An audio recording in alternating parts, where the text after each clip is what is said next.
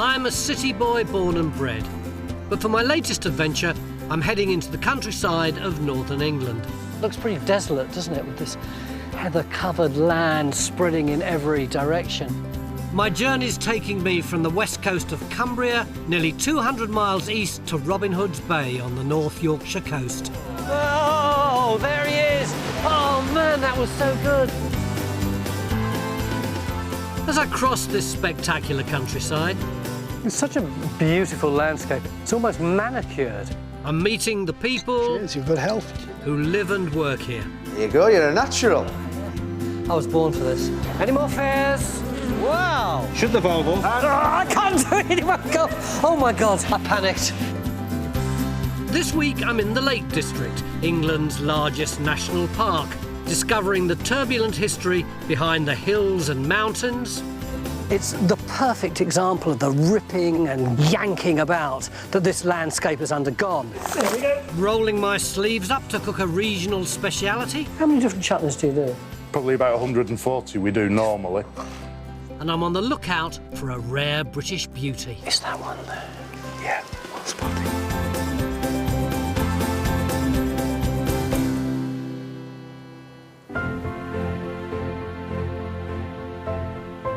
I'm 30 miles into my coast-to-coast adventure.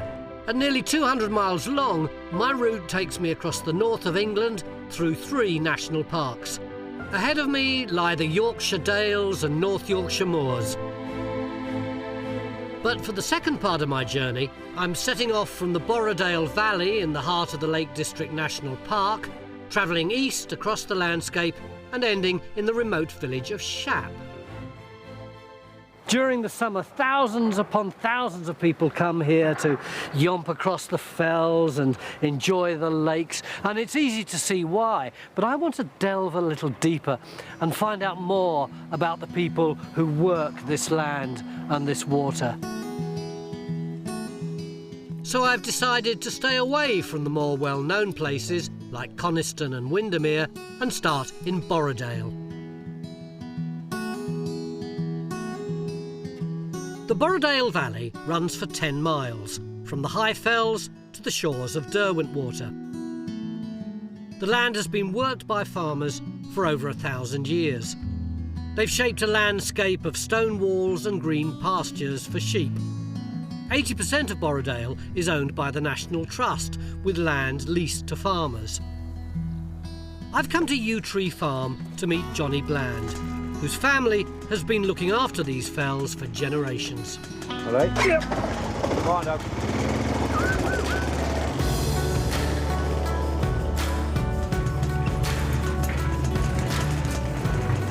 These upland hills of Borrowdale are a challenge to farm and only suitable for sheep, which isn't for everyone.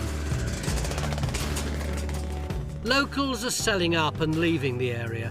60% of the houses in the valley are no longer the homes of people working the land. Instead, they're holiday cottages. Johnny is one of the few remaining farmers left in Borrowdale. With a flock of 2,500 sheep, he and his family are determined to keep working his farm. How much land have you got? It'll be about 1,200 acres. Yeah. Yeah, so it's quite a big lump. And is that all grazed by sheep? All grazed by sheep, yeah. It's, you know, we get long winters here and it's only fit for sheep, really, so... What is it that we're going to do today? We're just going to gather some ewes with lambs up. They're ready for shearing. Well, they're not 2,500 there. No, we'll go out on the mountains and gather a certain section and bring them down in maybe 50s.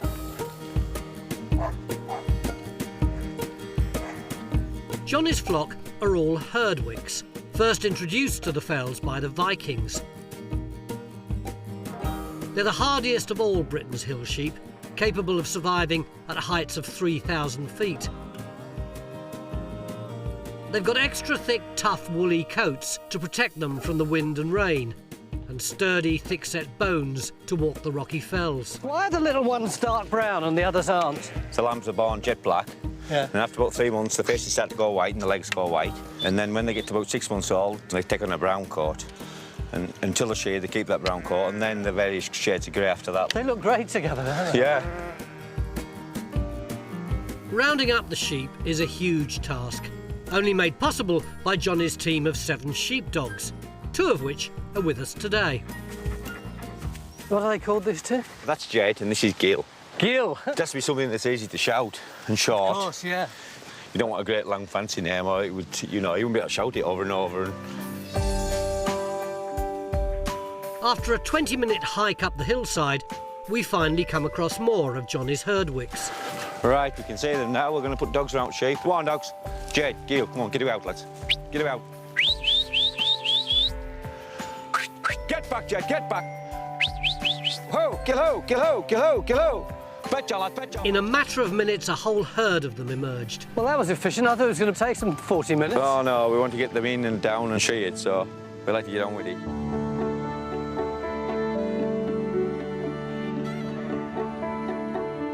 Johnny may be keen to get on with it, but I can't help taking a moment to enjoy the spectacular views.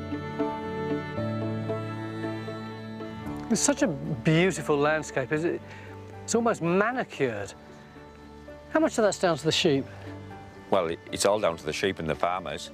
If there was no sheep, it would all just become overgrown and just a wilderness, really. And if that's what you want, well, that's what you want. But I think the Lake District looks good as it is now. It's a special place and it needs looking after. Without the sheep grazing the pasture, the grassland would be overtaken by scrub and coarse vegetation, which is why the Herdwick sheep have been described as the guardians of the fell. The sheep need to be shorn in the summer months to stop their woolly coats getting infested with maggots.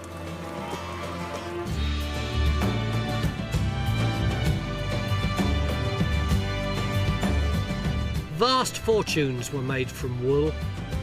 During the Industrial Revolution, the north of England was at the forefront of the textile industry with its huge mechanised mills, making it one of the wealthiest parts of the world. Jed, come on, Jed. Those days are long gone. Due to cheap imports and synthetic fabrics, most farmers only make money from meat sales. Shearing is now just about looking after the sheep. Right, you betches one cam. Johnny shears every one of his 2,500 sheep himself. Haircut time. How much do you get for each fleece? Well, this fleece here will be worth about 25 pence. 25 pence for a whole fleece? If I was getting a shear in to shear the sheep, cost me a pound a sheep to get them sheared. So if you didn't do it yourself, you'd lose 75p on each one? That's each sheep, yes. It would be just as cheap for you to dump it, really, wouldn't it? It'd be cheaper to burn it, and farmers have burnt it, like, but it just makes a mess, and if a job's worth doing, it's worth doing, isn't it? Yeah. But John is the 4th generation of his family to farm these hills, and their future's dependent on the next generation. Eldest son Cameron regularly helps out. Do you fancy being a farmer? Yeah, I want to go into farming. Even though you only get 25p for a fleece? Yeah, but it has to be done. Yeah, sure. There's other ways of making money off sheep. You don't fancy going down to London or Birmingham or Manchester instead? No. Like torch having to work in an office or something. that's it. It is a tough job. You've got to want to do it, or you just won't stick to it, like, 'cause it's 7 days a week, 365 days a year. It looks so idyllic right now, doesn't it? Yeah. You imagine winter, freezing cold, dark, rain and snow, getting sheep in off fells. It's all graft, like, but we love it. It's not work, it's just something we do. Obviously, we need money, but that isn't the driving force, like. Johnny and his family make what money they can from farming, but they're also fully aware of their roles as custodians of this magnificent countryside, ensuring it's maintained for future generations. I think it's brilliant that a young man like Cameron doesn't want to leave here, but is prepared to devote his whole life to this place. My coast-to-coast adventure in the north of England stretches from west to east.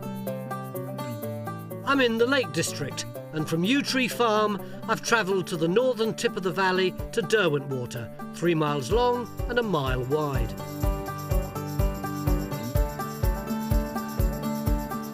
It's the Lake District's third largest lake and home to 4 islands. Hidden away on the largest is one of the area's most magnificent houses. Nestled in 7 acres is Derwent Island House. Owned by the National Trust, to help preserve the property, they lease it out to private residents. Today, I'm getting an exclusive tour, courtesy of current tenants Ron and Lou Clark. Looking forward to this. Shall I sit on here? Yeah, if you sit this side and then we'll be a bit more balanced. Okay. Ron and Lou recently sold their IT business and have a passion for living in and renovating old properties, although this is by far the biggest and the only one they haven't owned. Not a bad view, Ron. Yeah, we've become used to it though, in a way. So it's great when people new come to the island and remind us how actually great it is. But this view doesn't come cheap. The rent on Derwent Island House is £40,000 a year. Why did you decide to move here? Our kids had grown up and went to university. Our original plan was to go to Spain. And then this came up, we thought, well, we can still go to Spain at any time, but Sure. how often do you get the opportunity to come and live in a National Trust house on an island in the middle of the Lake District? If anybody came to the island and had the opportunity, why wouldn't you? Yeah. And I think if you're not fazed by boats or water or anything like that, coming over and back and forth on the boat just becomes part of the norm. People have been hopping back and forth since medieval times. The island was once owned by monks, later becoming the property of the monarchy. In the 16th century, it was occupied by German miners who built a camp on the island, grew vegetables, kept animals, and brewed beer. Today, this is the only inhabited island on Derwentwater, and the house is a Grade 2 listed 9-bedroom mansion. Presumably the house is 19th century. This dates back to the 1776. Oh, yeah? really? As early as that? So it was Doesn't around, look like it, does it? It was around about the time of the American War of Independence. Yeah. And so if we look at the 2 big bays, Yeah. that forms the original house that was built by a banker from Newark. Oh, and so the Victorians stuck on the 2 bits on the outside. So the Victorians put the extension to the right and the extension to the left, Yeah. and that was done by the Marshall family in the 1850s. The Marshalls, wealthy flax spinners from Yorkshire, gave the property to the National Trust in 1951, and it's been rented out for the last 60 years. We've got a long-term lease from the Trust, which means that we've got the effectively 10 years, which allows us then to invest in a house because we'll benefit from that. So it's not a short-term thing. So you've been doing renovations? Yep, we've put a lot of effort into that, haven't we, for the last 2 years. So in some ways, we haven't even had a chance ourselves to enjoy it, really, because we've been very busy on working on the house.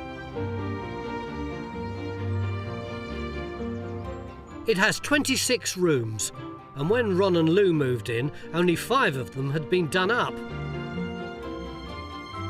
The rest were in a pretty bad state and required a good going over.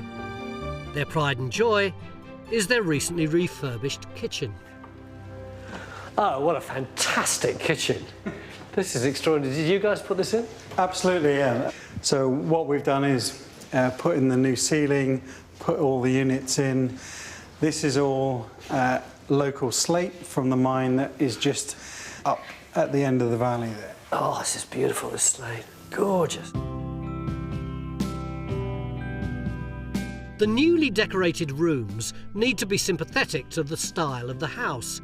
And of course, the lake is a logistical challenge. Lou, how did they get all the building materials in and everything else that was needed to make this place look so lovely? Just on the same boat that you came over. That tiny little boat. All the units were bespoke and then they just moved it all over piece by piece on the boat. The slates were quite a challenge, because not only have we got to get it from the jetties onto the boat, off the boat onto the jetties, but also get it up to the house.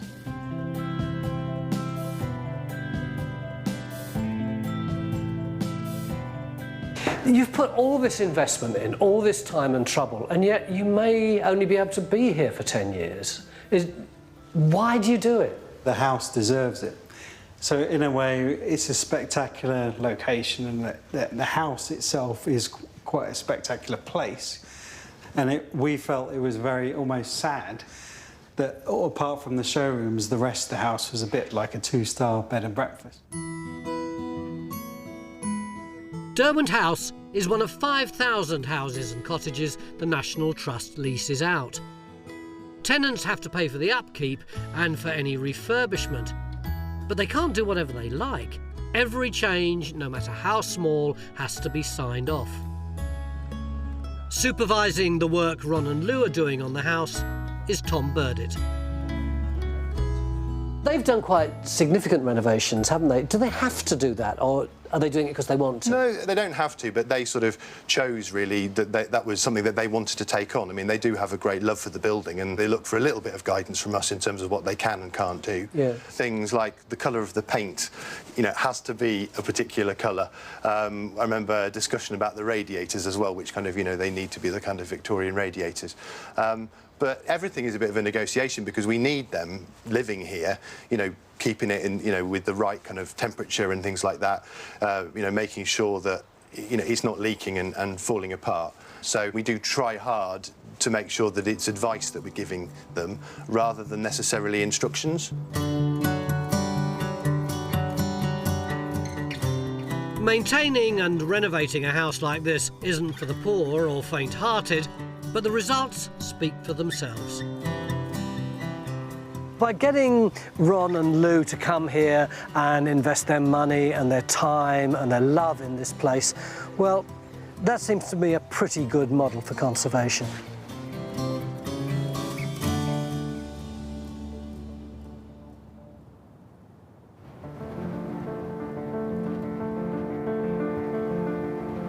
The Lake District is the most mountainous part of England, with 100 peaks towering over 2,000 feet and 16 plunging lakes. This is England at its most dramatic. But as so often happens here in the lakes, what starts as a clear day soon makes way for a dramatic decline in the weather. Geologist Yanni Najman, a specialist in how mountain belts form, has joined me for the 1,000-foot hike up Laffrige Fell. We should have had an incredible bird's-eye view, but the clouds dropped and it was now pouring with rain. What created this extraordinary swirl that we call the Lake District? We're actually in a collision zone where millions of years ago there used to be 2 continents that were apart, and they were separated by a huge ocean called the Iapetus Ocean. As the 2 continents started to come together, eventually they collided and you got this massive mountain range which would have looked like the Himalayas do today, so really high, and then over time it's eroded down. It's mind-blowing to think these hills are older than the Himalayas, formed some 400 million years ago. But the colliding continents weren't the only violent event in this landscape's evolution. What about the lakes? They weren't formed from that kind of activity, were they? No, it wasn't till about 2 million years ago the land started to become part of an ice age, and then we've got a lot of glaciers. And as the glaciers came through, they gouged out basins, and then when they retreated, it gets filled in with water. It's extraordinary, isn't it? It's covered in greenery now, but at one time, Armageddon was going on right where we're sitting.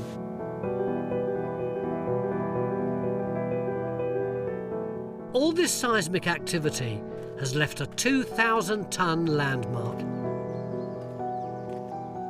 This is the Bowder Stone, and it's been a tourist attraction since the 18th century, people coming here to marvel at the extraordinary fact that you've got this massive great rock here, supported only by this tiny bit at the bottom. How could that possibly be? Well, some people think that in the Ice Age there would have been ice there and ice over there, and it melted and just left the stone there like that.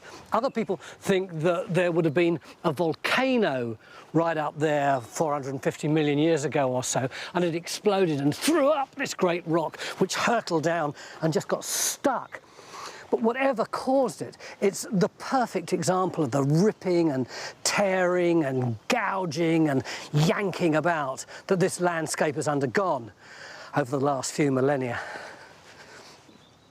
Good afternoon. Next on my coast-to-coast journey across the Lake District, I discover the last vestiges of the Industrial Revolution. Lady of the Lake was 1877. So And she's still going today? Yes, she's here. Hello.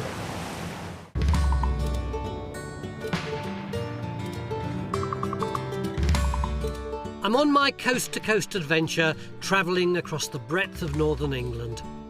I'm taking my time, getting a feel for the people, the places and the history of the area. From the Bowder Stone in Borrowdale, I've come about 10 miles south and I'm passing through the epicentre of tourism in the Lake District, Grasmere. The village teems with visitors throughout the whole year. They come to admire the scenery that inspired one of Britain's best-loved poets. I wandered lonely as a cloud that floats on high o'er dales and hills, and all at once I saw a crowd of Japanese tourists, Chinese tourists, Australian tourists, British tourists.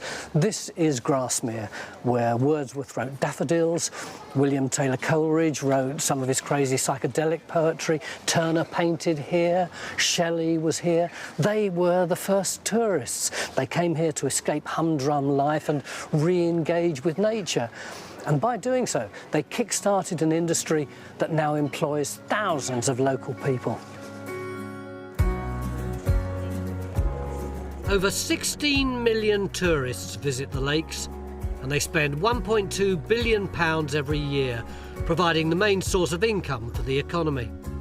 But in 2001, the foot and mouth outbreak had a devastating effect on rural business, and Cumbria was the worst affected area in the country. I've come south of Grasmere to the village of Hawkshead to meet Mark and Maria Whitehead, whose business was shattered overnight. Maria, you got this lovely little tea shop in a great location. Business was doing really well. Yes, yeah. Then what happened? We heard that foot and mouth had been found and people were being advised not to go to the countryside. We carried on and opened the cafe the following morning, and we didn't have a single customer that day, and we didn't have a customer the next day or the next day. And very, very quickly we realised that this was going to have a really massive impact on us. The bank rang up and said, "Is everything all right?" And we said, "No." And they said, "Have you got a plan?" And we'd thought about using the facilities we had. We had a kitchen, we had staff. We already made some bits of chutney to serve with the meals that we sold in the cafe. So we thought, well, we'll go for it and see what we can do. They closed down their cafe and instead used the premises to make artisan chutneys.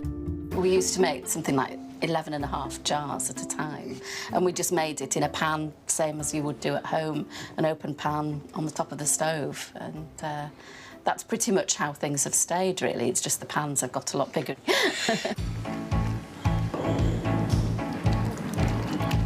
Business went from strength to strength. They now employ 25 people, supply over 500 shops and export to 35 countries. Today, production takes place at this restored 16th century barn on the edge of Esthwaite. I'm donning an outfit and learning how to cook chutney. Mark, I'm kitted up. Right, Tony, what we're going to make is our famous Westmoreland chutney here. I have never seen so much chutney congregated in one space. So this is going to be 350 litres, so about 900 jars worth. So what have we got in? We've got onions and vinegar and a little bit of sugar in there, and we're going to put the rest of it in. Mark and Maria's business now produces over 500,000 jars a year, from beetroot and horseradish to Windermere Pale Ale jelly, and it's all made by hand. How many different chutneys do you do? Well, with jams and chutneys and mustards and a few other bits and pieces, probably about 140 we do normally. but then have another repertoire of about another 270 that we can make to order. They slice their way through a colossal 20 tonnes of onions a year. Mark tries to use locally grown produce, although some of the ingredients are definitely not from round this way. I can see tropical fruit there. Well, unfortunately, as you found with the weather in the Lake District, it's not always the best, and some of the exotics we just can't get here. Yeah. However, we do always try and buy them through local suppliers wherever possible. Cumbria has a long tradition of using spices and exotic fruits in cooking. In the 18th century, ships from the West Indies, Asia and Africa unloaded their produce in the nearby West Coast ports. Inspired by these ingredients, Mark's developed a smorgasbord of new recipes. What's the difference between, say, this all goes in here, yeah? Yeah. Between a chutney, a pickle and a relish? Well, they're all basically the same thing. They come from different languages, though. There's your apricot. So chutney is what? Chutney is Hindi. Yeah. Relish, we think that might be German. Yeah. And then pickle comes from... That's German or Dutch, whatever, isn't it? Yeah. It's either Low German or Dutch, depending Yeah. on who you talk to. Is that all the ingredients in there now? No, we've got this to put in as well, Tony. All this lot? Yep.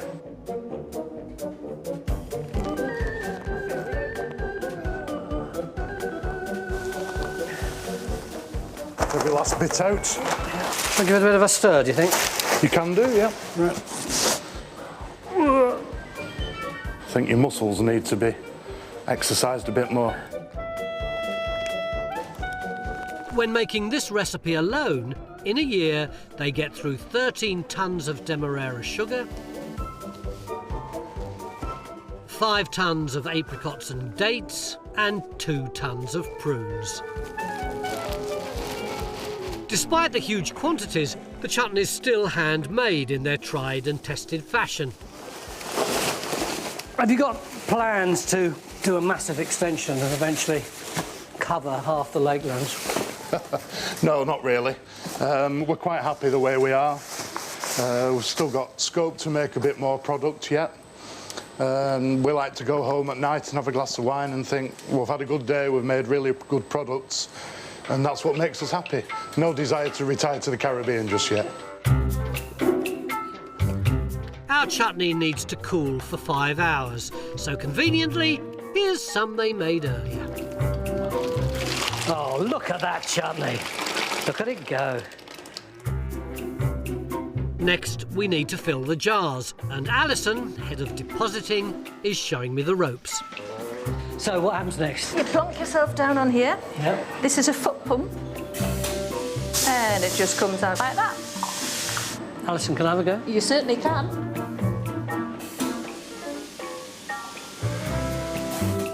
How many is the most jars that you've filled up and put the lids on in one day?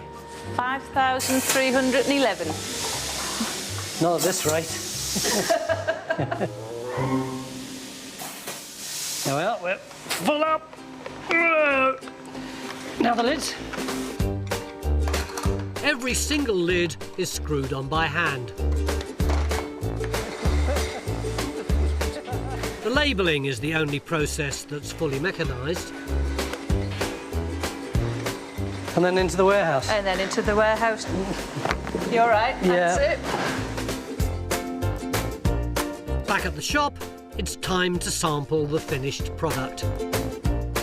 So this is one that's been matured a bit longer. The one that you've made today needs to have a good few weeks in the jar to mature.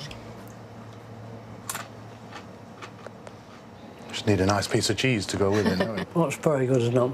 Very good. Yeah. We call it unctuous. It's just rounded flavour. Unctuous. Unctuous. It's unctuous.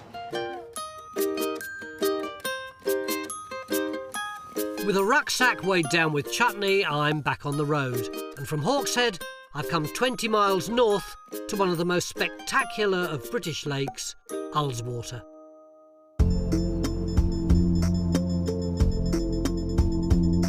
At 9 miles long, this is the second largest lake in the national park. Afternoon. the south of the lake at Glenridding is the home of Ullswater steamers. These elegant boats have plied the lake for over 150 years and have played an integral part in the industrial heritage of the area. I'm on board with Captain Christian Grammer. Why are there all these old boats on Ullswater? Is it just a bit of a touristy gimmick? No, not at all. They were put here for a purpose well over 100 years ago because there was a very, very successful lead mine in the village which produced some of the finest silver in Europe, and miners would come from Germany and various other places to mine there. So, you know, provisions for the mines, pit props, you know, lead ore would go up the lake the other way, up towards Pooley Bridge.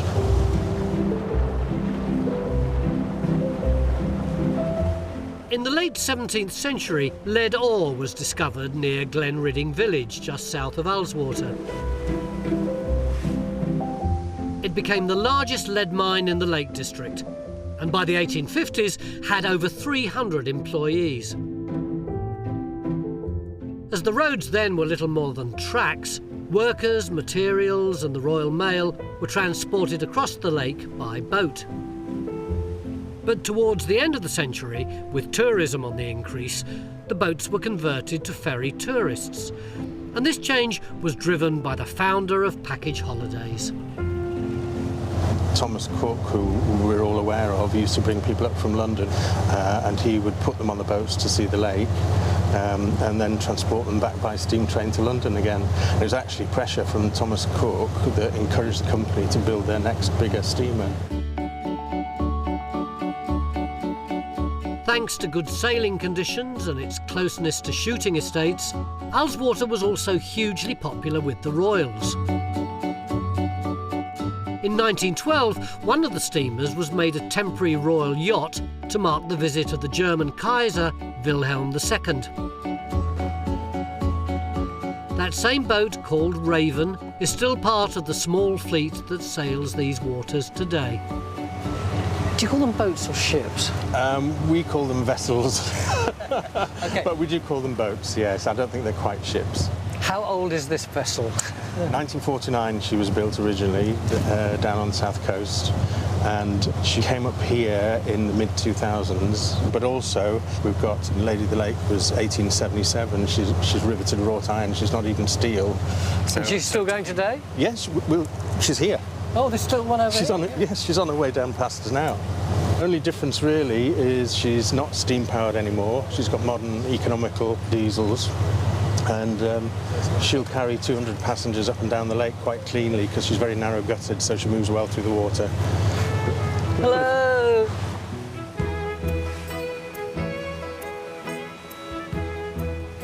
These boats are a testament to the ingenuity and durability of Victorian engineering. And I think it's brilliant that they're still in daily use on the water, paying their way.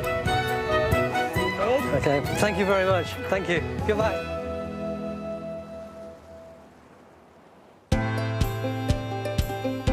Coming up, a rare opportunity to spot a woodland creature that's been almost wiped out in Britain. Because you see so few, you feel that's very special, at least I do.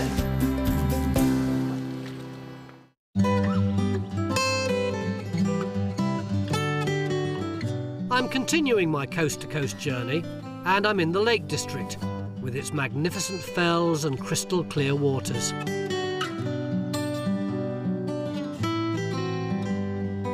From the south of Ullswater, I've headed up a track and come just over a mile inland to a hamlet called Seldom Seen, hoping to spot a woodland creature that's, well, seldom seen these days.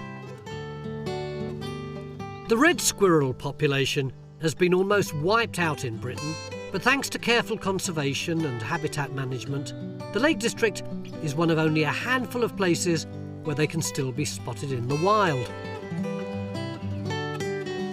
I'm with squirrel ranger Christian Bensed, and to have any chance of making a rare sighting, we need to be very quiet. Where should we be looking? So we've got some feeders just up on the tree here and on that tree over there. Oh, yeah, I see. So, yeah, that's where they'll hopefully appear. How many reds do you reckon there are? In this specific area, there's roughly red squirrels, which I don't know if that sounds like a lot. It seems a tiny number. It is a tiny number, but it is slowly increasing. Do you reckon we might see one this morning? Hopefully, yes. It's normally quite a good spot for red squirrels. There is a few in this area, so there's a good chance we might see one. We wait, and eventually our hushed tones are rewarded. Is that one there? Yeah, well spotted, yeah. It's just moved to the top of that tree, yeah. So it's probably seen us and it's just checking out what's going on. I think it's cleaning itself, isn't it? Well, it's just on the move now. Hopefully it'll come down to the feeder now. What's he got in there today? On the menu today, he's got monkey nuts, peanuts, and sunflower seeds. Pub food. Pub food, yeah, exactly. Yeah.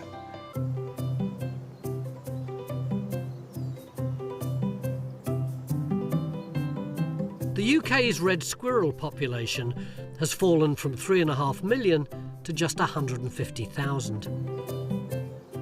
They are considerably smaller than the greys, aren't they? They are, yeah. They are half the size, near enough.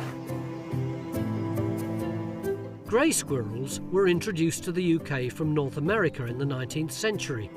Wealthy Victorians loved the novelty value they brought to their large estates, but the consequences were devastating. What is it that the greys do that chases off the reds? The main problem is what's called the parapox virus, or the squirrel pox. The grey squirrels carry this parapox virus, and it doesn't affect them. They can carry it, but it doesn't affect them. But if they come in contact with red squirrels, they pass on this virus, and the red squirrels die within a matter of weeks. To boost the numbers of reds in the area, Christian sets live traps. The reds are released, while the greys are classed as vermin and destroyed humanely. Oh, so cute. This may seem an extreme mode of conservation, but it's the only way to save our native red squirrel from extinction. I can see why you like them so much. The way it's eating is hysterical, isn't it? It is, yeah. They're very funny creatures, to be honest, and although they're solitary, they will play with each other at times. You will see them chasing each other up the trees, and I never get tired of watching them, to be honest. Because you see so few, you feel that's very special. At least I do. It is. No, you're right. For me as well, when I'm seeing the population building, when I'm seeing them coming back, it's really satisfying.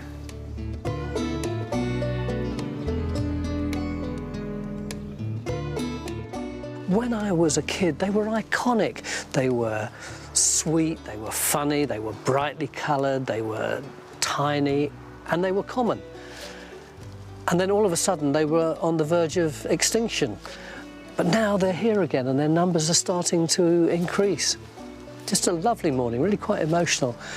Let's hope they're iconic for tomorrow's children too.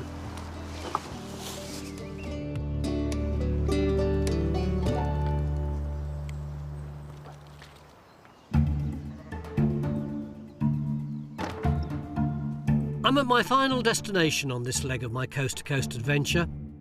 From Ullswater, I've travelled right to the boundary of the Lake District to the village of Shap. I'm here to visit the last abbey to be founded in England and the last to be dissolved by Henry VIII.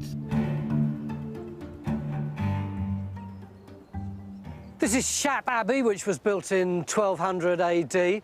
During the Middle Ages, it was occupied by a rather obscure group of canons called the Premonstratensians, which is a mouthful, so they were commonly known as the White Abbots. It was pulled down in 1540 by Henry VIII's men. Actually, see that farmhouse over there? That was built from some of the rubble.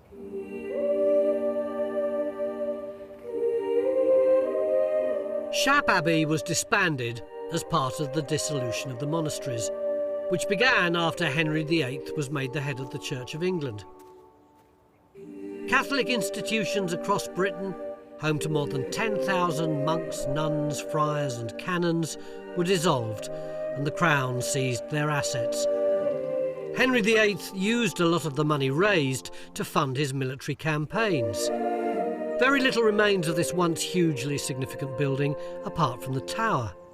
And I'm glad to see that English Heritage has started work stabilising the wall so that hopefully it'll still be dominating the landscape in another 1,000 years.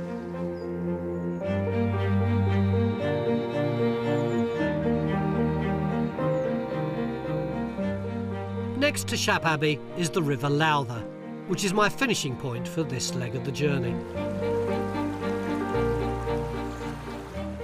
This river marks the official end of the Lake District, so I'm bidding farewell to the fells of Borrowdale, the boats of Ullswater and the tourists of Grasmere.